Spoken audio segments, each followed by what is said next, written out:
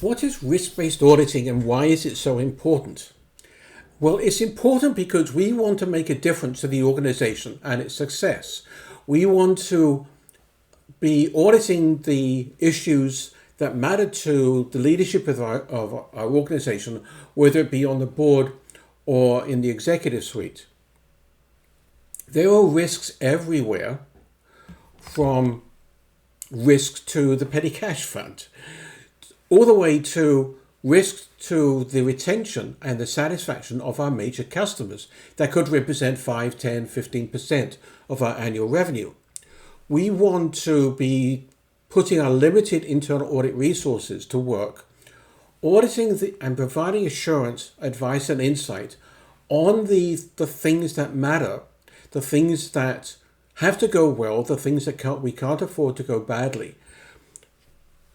If we are to achieve our objectives, we want to make sure that we have the right controls over those more significant risks. Why is this important? And it's because so many people are doing what my predecessor did when I took over at a company called Selectron. Selectron was a global contract manufacturer working for multiple electronics companies. We all know the names: Apple's, IBM, Intel, HP, and so on. And we had more than 100 different locations. And my predecessor followed the very traditional risk-based approach, which is still enshrined in the standards, of building a list of all of the auditable entities, which are the locations, the business units, the systems and processes, and then risk ranking them based upon things like revenue, size, the complexity of the operation, the change since the last audit, and in fact the number of issues in the last audit. And you risk rank those, identify those top. He would identify 10 different locations. And then he would do another risk assessment, identifying the risks to those auditable entities. That would mean that he would be auditing what mattered to that entity rather than necessarily what mattered to the organization as a whole. And that's a problem for me.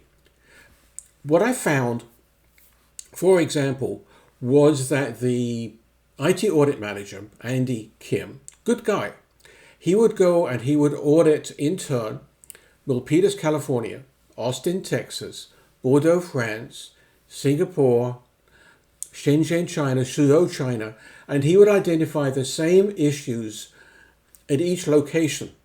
And each location managed its own security. But he never stepped back and said, what does this mean to the corporation as a whole?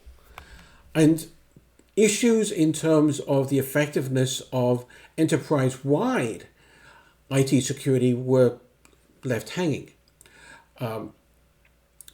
Similarly, we had problems as a company because each organization would negotiate different sales contracts with the same vendor, with the same customer, I should say. Do the same thing with vendors too, but I'm talking about customers now. So that Guadalajara, Mexico, Suzhou, China, Bordeaux, France, and different entities in Singapore would all write separate contracts with, for example, HP or Intel. And we never leveraged our total power to negotiate the right contracts with that single customer. It's a real issue. And if you look at the big picture, we actually were not using the 100 plus locations very well. We were actually only using about 40% of the capacity, combined capacity. We had not rationalized the network, and many of them were actually losing money. So what he was doing was he was auditing and identifying a lot of issues at each location, but he wasn't addressing the things that mattered to the success of the organization as a whole. The risks of losing money because we would not making the best use of the assets that we had in each location. The possibility that we were not negotiating effectively with our major customers because we were not leveraging everything. We were not choosing what was the best location to service this particular customer. Instead, we're having essentially each location compete with each other to satisfy that customer. So what we should be doing is understanding and identifying the objectives and the strategies to achieve them for the enterprise as a whole. Now, what needs to go right and what could go wrong that could put the achievement of those objectives at risk? What controls do we have over those? And let's focus our limited resources on the risk and on the controls that matter to the success of the organization. That is true risk-based auditing. It is not auditing what matters to the auditable entity. It is auditing what matters to the organization as a whole.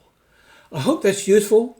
Auditing that matters takes this into far more detail, talking about how you actually build that plan, how you need to structure the individual audits beneath it so that you don't blow the scope out by doing work that's not necessary, and so on.